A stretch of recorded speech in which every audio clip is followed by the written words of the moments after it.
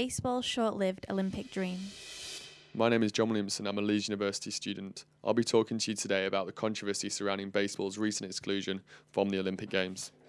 I'm going to try and provide you with an accurate account from both sides, the IOC and the baseball world, and you can make up your own mind on whether you believe baseball deserves to be an Olympic sport. Baseball's history in the Olympics. Baseball had its unofficial debut in the 1904 Olympics as an exhibition sport alongside the likes of tug of war.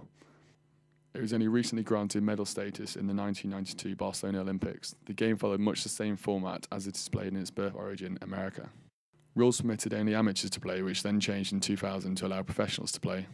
8 teams qualified through continental qualifying rounds, whom then played each other in a round-robin tournament, followed by semi-finals and finals.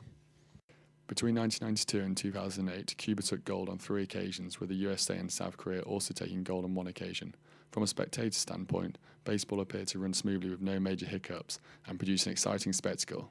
This view, however, is not shared by the IOC. Strike 3 for baseball. At the annual IOC meeting on the 7th of July 2005, all 28 existing sports were put to a secret ballot. They needed a majority backing of 51% of members to remain an Olympic sport. Baseball narrowly missed out with a 54-50 vote, which marked the first sport to be eliminated since polo was ousted from the 1936 Olympics. In a statement following the result, Jack Rogue said, "Needless to say, these sports are very, very disappointed. However, I have to emphasise the fact that they should not fear this purge. The fact is that they should not be included in the programme of the 2012 Olympic Games, but it does not disqualify them forever as Olympic sports." It was announced in February 2006 that the slots made available from the elimination of softball and baseball were to be subsequently filled by rugby sevens and golf for the 2016 Games. Furthermore, it was decided in August 2009 that baseball's reapplication for the 2016 Games had not been accepted. Prior to the 2005 vote, an IOC Commission report had already released a recommendation for baseball exclusion, stating that baseball is very popular in certain countries, but this popularity is not reflected throughout the entire regions or continents. This resulted in relatively low global broadcasting and press levels. According to Peter Carino, when fans think of international baseball, thoughts will likely gravitate towards players from Latin America, a strong Cuban national team, or the Japanese major leagues. There is relatively low global baseball participation, with only a few cities outside of North America and parts of Asia having suitable existing venues. This was also noted in the IOC report as reasoning for exclusion due to the high cost of Olympic venue construction. Jack Rogue also stated that Olympic sports must provide added value and have a wide appeal, especially for young people, which baseball evidently lacks right now. Another key point outlined by the IOC was the lack of appearance from American professional athletes. The Commission acknowledged the efforts of the IBAF to integrate the best professional athletes in the Olympic competition, but the schedule of professional baseball in North America makes it difficult to ensure that best athletes are available. Olympic historian David Wanenchinsky attributes this as one of the main causes and states that American Major League Baseball are mad and selfish for refusing to suspend their season and allowing Major League Baseball players to participate. Another potential reason, as mentioned by Australian IOC member John Coase, is that drug testing provisions in Major League Baseball are far more lax than World Anti-Doping Agency criteria.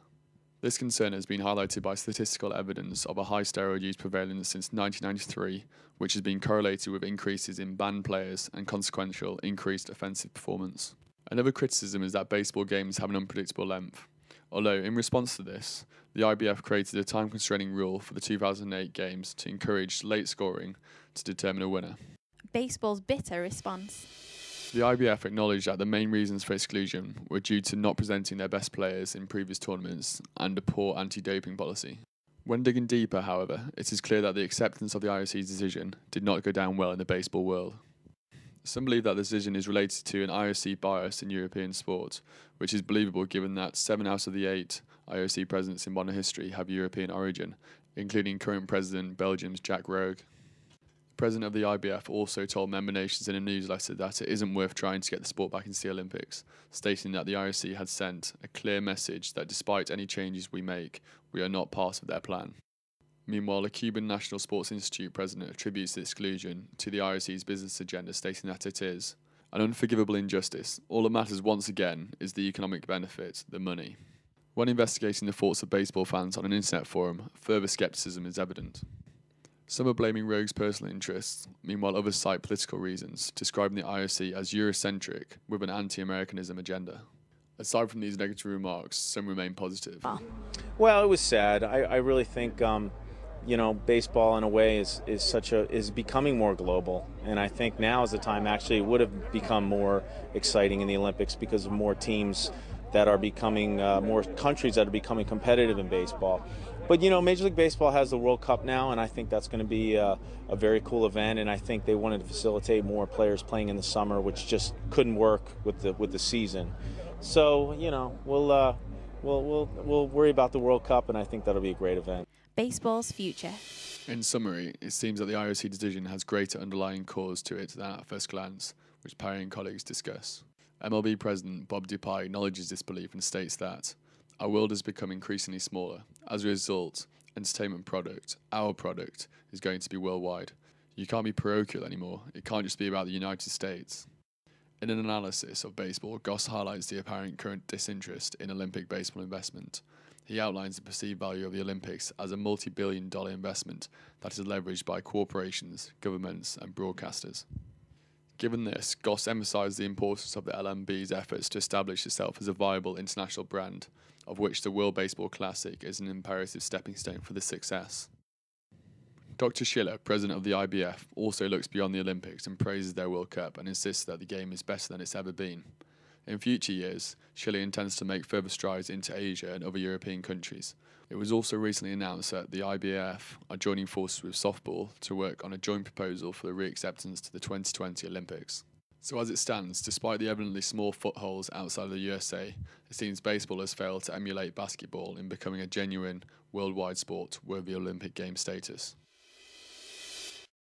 Thank you for listening. The next podcast in the series will be about Rugby Sevens and its successful bid for Olympic sport status.